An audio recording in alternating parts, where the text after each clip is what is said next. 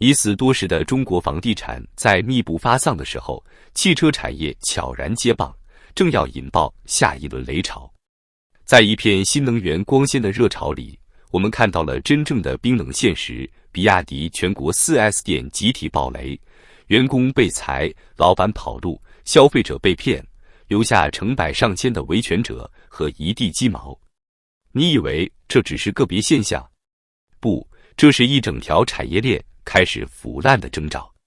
比亚迪这个曾经被中国官方媒体捧为民族骄傲的品牌，已经悄然变成了车界的恒大，背负超过6000亿债务，对上拖欠2400亿供应商款项，内部榨干员工血汗，4S 店则集体卷款跑路，诈骗老百姓的购车定金、保险金和保养费用。最典型的是山东多地比亚迪门店人去楼空，涉案金额过亿，上千名消费者维权无门，维权群多达上百个，甚至连法院都不愿受理。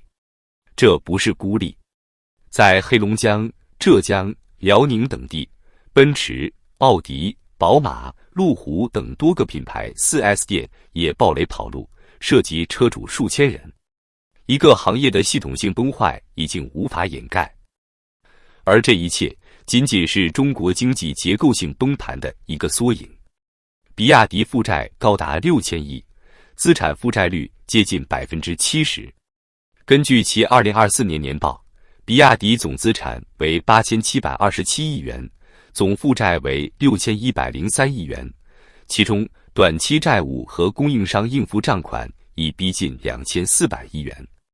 对比来看，恒大2021年爆雷前总负债约2万亿，资产负债率达 81%。比亚迪正在走上那条熟悉却危险的老路。不仅如此，比亚迪内部大量用于造车补贴的资金被指挪用于海外扩张、营销与股价维稳。多个地方政府与其成立合资公司，用纳税人的钱注资支持其生产线，但比亚迪却在海外开启疯狂扩张，如匈牙利工厂斥资100亿欧元，而中国境内工厂一地荒芜，工人下岗潮接连不断。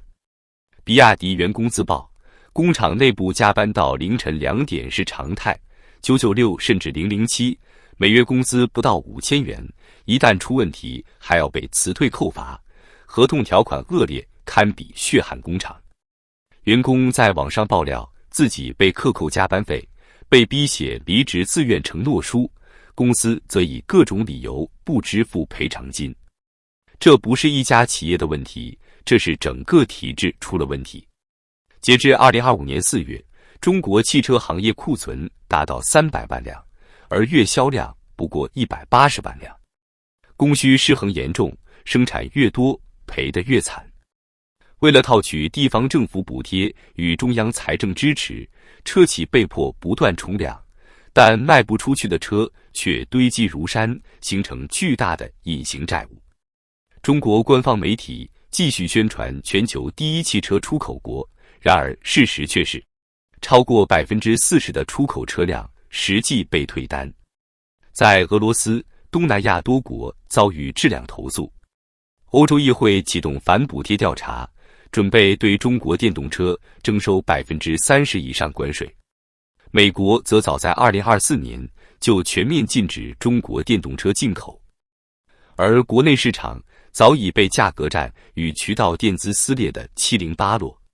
以比亚迪为例，旗下某款热门车型秦 Plus EV 在多个城市降价2万至3万元，为了清库存，厂家逼迫 4S 店自掏腰包垫资买车，承诺未来返利，结果根本不兑现，导致多家门店资金链断裂，不得不卷款跑路。这是一种变相的庞氏骗局。未来，哪吒、赛力斯谁在排队接棒爆雷？比亚迪不是唯一在走恒大式路线的企业。未来总负债940亿元，资产负债率 87.45%。2024年全年亏损224亿元。截至2024年底，未来还面临98亿元短债偿还压力，但其自由现金流缺口高达17亿元。销量虽然达到22万辆，却依旧卖一辆亏一辆，不仅依赖资本输血为生，连员工都公开在社交平台喊话公司快垮了。这是中国鼓吹的高端品牌的现实。哪吒汽车资产负债率217%，累计亏损183亿元，供应商讨债60亿，母公司被申请破产。在打价格战时，哪吒汽车为抢占市场，竟然推出一款7万块钱的电动车，每卖一辆亏8万，最终拖垮整个公司。其高端化战略也彻底失败，旗下车型上市3个月退市，技术短板暴露，消费者吐槽车机卡顿、续航造假，售后无人管。赛力斯资产负债率87.38%，应付账款占营收84%。尽管2024年勉强扭亏为盈，但其过度依赖华为品牌号召力，自身核心技术几乎为零。如若华为一旦撤资合作，赛力斯将如同无根浮萍。这些企业正在步步逼近恒大的命运。为什么中国汽车行业注定崩盘？中国的车企走上这条不归路，绝不是偶然，而是体制病根决定的。烧钱加补贴模式复制地产逻辑。房地产曾依靠高杠杆加高周转加高溢价迅速膨胀，现在车企靠烧钱换市场加补贴换销量复制那一套，但补贴终究会枯竭，而产品并没有核心技术支撑。一旦资本断流，瞬间崩塌。对上掠夺国家财政，对下奴役百姓血汗。车企拿国家的钱搞高科技包装，但对员工实行底薪加绩效压榨，对消费者则靠虚假宣传加服务陷阱吸金。一个购车定金被骗，购后售后维权无门的环境，何来消费信心？产业链上游被掏空，下游全是泡沫。宁德时代已被多家供应商起诉拖欠账款，江淮汽车半年拖欠超10亿货款。供应商撑不住，工厂被迫裁员，4S 店跑路成为集体事件，整个汽车链条正系统性崩塌。2025年5月，长城汽车董事长魏建军公开喊话：汽车圈的恒大早已存在，只是还没爆而已。如果能审计，我愿意自掏腰包出资。这不是喊话，而是预告一个系统性暴雷即将开始。他之所以敢说，是因为他看透了行业泡沫，他知道假账有多深，他清楚暴雷将波及多少老百姓的血汗钱。他甚至说，中国车企不怕竞争，就怕不讲规矩。如果大家都靠骗补贴、虚假宣传活着，这个行业就死了。但我们必须清楚一点，这个行业不是死了，而是已经死很久了，只是尸体被当权者用香水掩盖，用镁光灯包装，用民族自豪感继续炒作。魏建军称汽车行业已有恒大，你以为他说的是别人，其实说的是全行业。在中国汽车产业看似弯道超车的宏大叙事下，真正的危机却在层层堆积。尤其是对比国际车企稳健的财务结构与研发积淀，中国自主品牌，尤其是新能源阵营，几乎陷入虚胖症，靠补贴活命，靠融资续命，靠忽悠撑门面，一旦资本退潮，立刻裸泳。再看数据，据经济观察报报道，截至2025年初，中国汽车行业整体库存高达300万辆，这意味着每卖出2辆车，就有1辆滞销。这还不包括各地经销商被压货的库存水位。更令人震惊的是，新能源车企的库存周转天数普遍超过60天，远高于传统燃油车企。这说明什么？说明中国新能源市场根本就已经供大于求，产能严重过剩。而整个行业被政策幻象和估值泡沫所裹挟。曾几何时，造车新势力是资本市场最宠的孩子，从蔚来、小鹏到理想、哪吒，每一次轮融资都能让市值飙升，每一轮技术发布会都像春晚。但2024年后，现实残酷的像一盆冷水，哪吒母公司合众被申请破产审查，小鹏股价腰斩，理想汽车销售腰斩再腰斩，一夜之间从高光时刻跌入谷底。相比恒大暴雷后，还有房子留下，债券可清算，汽车 4S 体系暴雷才是真正一地鸡毛。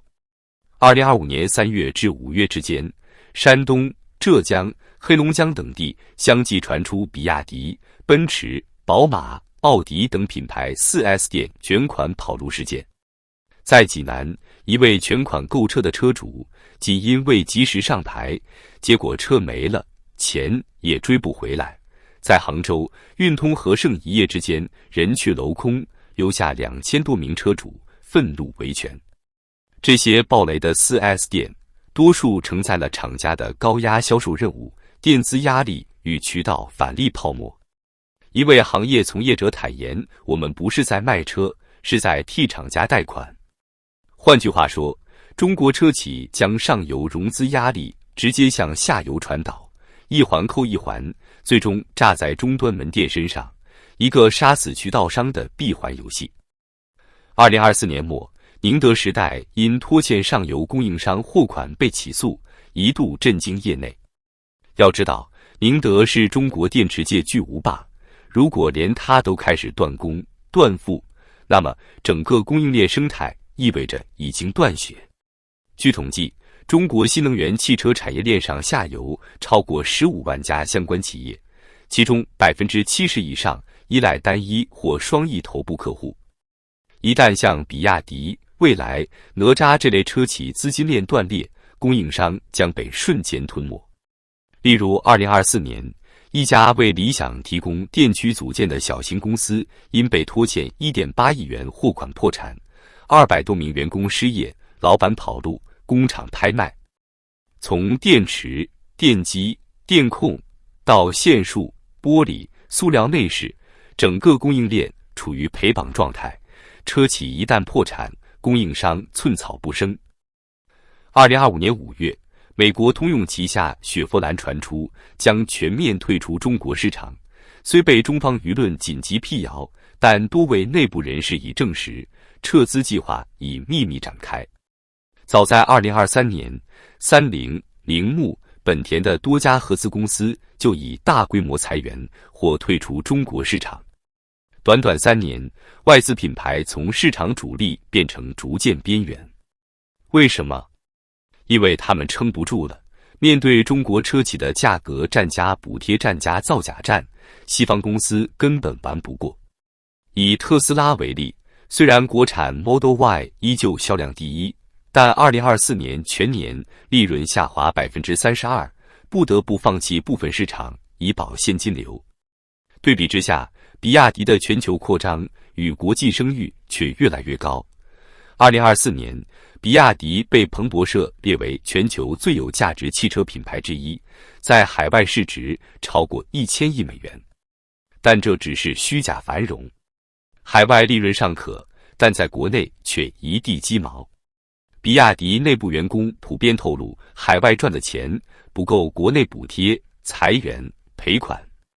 一位深圳员工晒出工资条，五险一金后月薪仅2300元，还要做6休1，活得不如送外卖。谁在为这场虚假汽车盛世埋单？答案是中国财政、普通投资人、老百姓。2024年，中国新能源汽车补贴总额高达920亿元，其中超过60%流向头部企业。为了获得补贴，部分车企甚至联合 4S 店虚构销售，骗领补贴，或将未售出车辆伪装为外销，获得出口退税。山东、湖南等地纪委调查显示，新能源车补贴申报中虚假数据超过 20%。不仅如此，地方政府为了 GDP 增长目标，砸钱建造大量新能源汽车产业园，结果形成数十个鬼工厂。据第一财经统计，2024年全国新增新能源产能超过1200万辆，而实际销售不超过800万辆，这就是官方所谓的繁荣。如果你还看不懂，那就这样理解，中国的汽车产业就是房地产的复制粘贴版。先靠政策催生需求，再靠补贴催生产能，接着把负债向银行和民众转嫁，制造虚假繁荣。等泡沫破裂时，全民买单。唯一的区别是，房子烂尾后还能住，汽车烂尾后只剩自燃、故障与噩梦。这就是中国制造的结局，这就是中国体制的真相。这是一场典型的零和游戏，政策制定者、资本玩家、国有银行、垄断资源的央企全部稳赚不赔，而你、我们的父母、孩子血汗钱全都成了泡沫的填料。从恒大的暴雷到比亚迪的引雷，再到全国 4S 店卷款跑路，这是一条清晰的暴雷链条，每一环都在指向中国经济体系的崩塌。你以为买辆国产车是支持中国制造，其实你是在给中国权贵的泡沫接盘。你以为比亚迪出口多了是中国强大了，其实那是内卷炸开的尸体漂流。还相信国产崛起，你配不上这个苦难。